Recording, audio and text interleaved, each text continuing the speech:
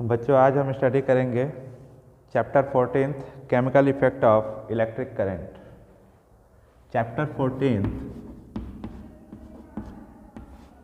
Chemical effect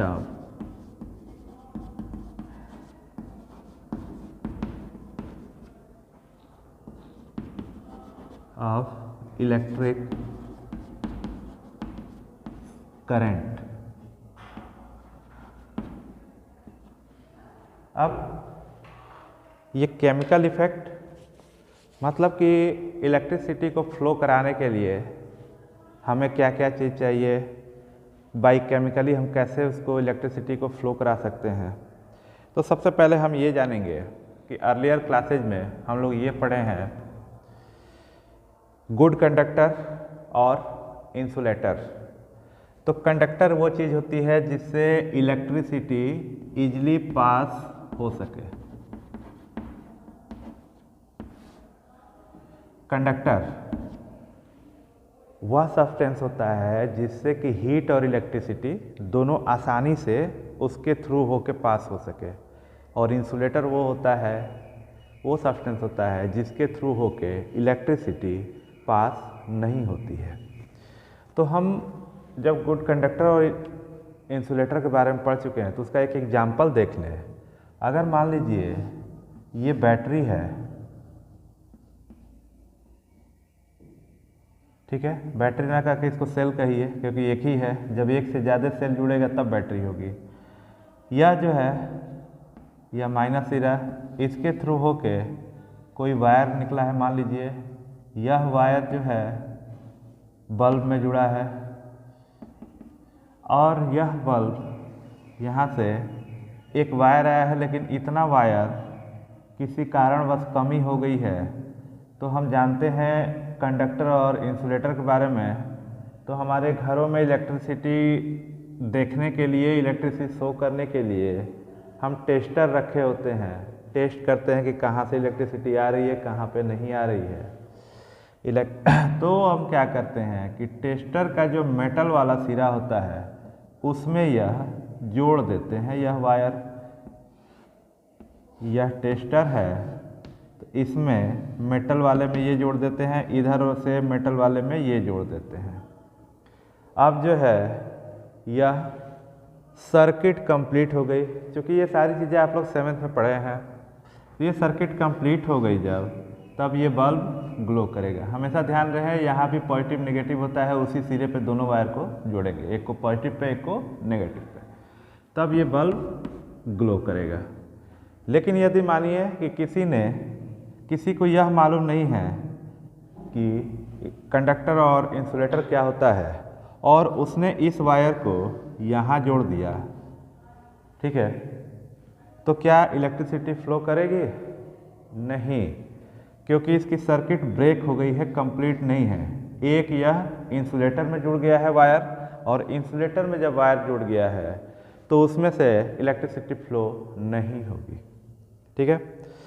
अब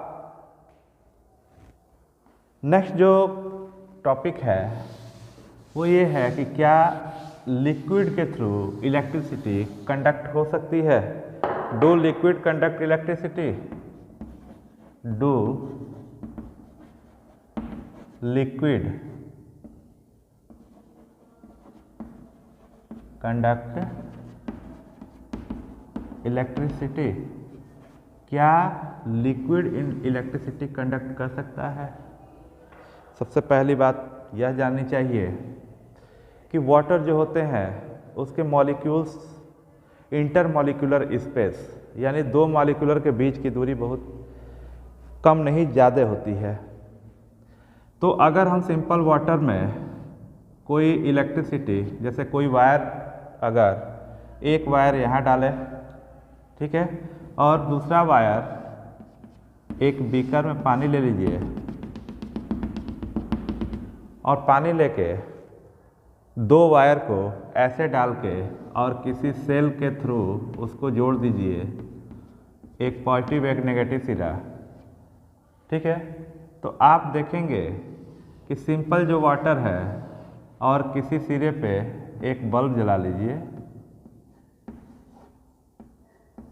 अब आप देखेंगे कि यह बल्ब ग्लो नहीं कर रहा है, इसलिए कि सिंपल जो वाटर है उसमें इलेक्ट्रिसिटी फ्लो नहीं करेगा।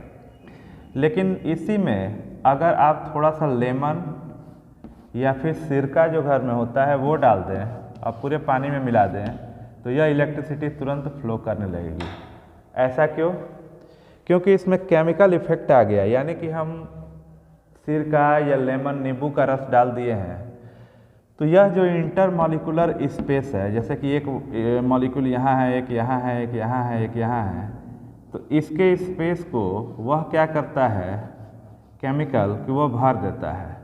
अब भर देता है तो इलेक्ट्रिसिटी को फ्लो करने के लिए उसकी सर्किट कंप्लीट होनी चाहिए, और यही चीज़ यह जो केमिकल होता है सर्किट को कंप्लीट बनाता है, इसलिए इलेक्ट्रिसिटी फ्लो करती है, तब जाके बल्ब जलेगा। तो इस तरह से हम तमाम अपने प्रयोगों द्वारा देखें कि इलेक्ट्रिसिटी को फ्लो होने के लिए सर्किट का कंप्लीट होना ज़रूरी है, और वह सर्किट जो है हम इसी के थ्रू केमिकल के थ्रू वाटर में कंप्लीट कराए। इसके बाद एक और एक्टिविटी है, एक्टिविटी के थ्रू एक्टिविटी 14.3, जैसे उसमें है कि कोई मैच बॉक्स ले लीजिए,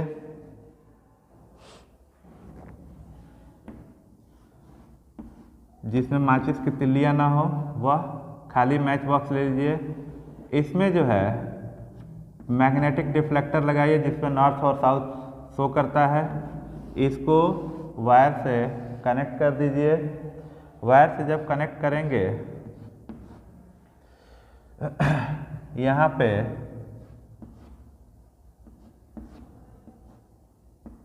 पे क्या कीजिए कि एक बैटरी लगा दीजिए, यानी एक से अधिक सेल। अब जो है जब ये यहाँ पे लगा के कंप्लीट कर दिए, अब